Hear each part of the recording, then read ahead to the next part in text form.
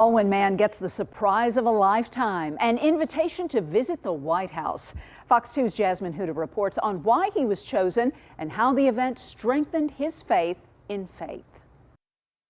The president and Dr. Biden request the pleasure of your company. First thought that went through my mind was that this is a spam email. It's a junk email like me. A huge surprise for 37-year-old Noman Wadalawala, an assistant U.S. attorney for the Eastern District of Missouri. I'm in the violent crime unit, and I also handle a lot of the diversion court. But this invitation to the White House had nothing to do with the courts. Welcome to the White House, here we go. It's the story of Mr. Wadalawala Goes to Washington.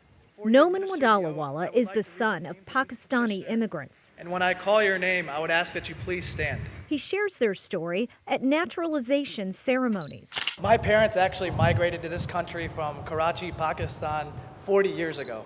In this country, when you hear that anything is possible and that it is a land of opportunity, it really is that. And now he incorporates the American dream into his work.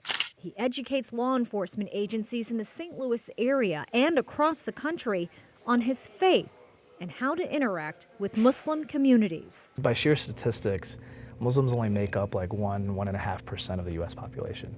So depending on what part of the country I was going to, not many had that many interactions with eye contact, interacting with the opposite gender. So we're in the East Room of the White House. That is how he wound up at the White House. The president invited Wadalawala and about 400 other Muslims to an Eid al-Fitr celebration, marking the end of the Muslim holy month of Ramadan. It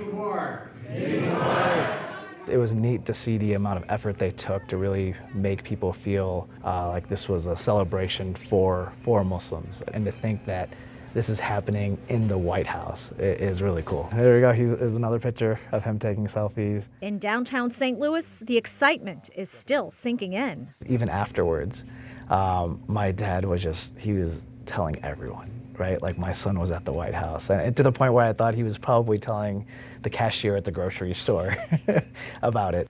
A proud moment that speaks to an ongoing commitment to culture, faith, and making a difference. The work that people are contributing towards this country, and to be recognized for that, I thought that was really neat. Wadalawala wasn't the only one wondering at first if the email invitation from the White House was real. Fortunately, the White House provided a hard copy of the invite to each of the guests as a keepsake.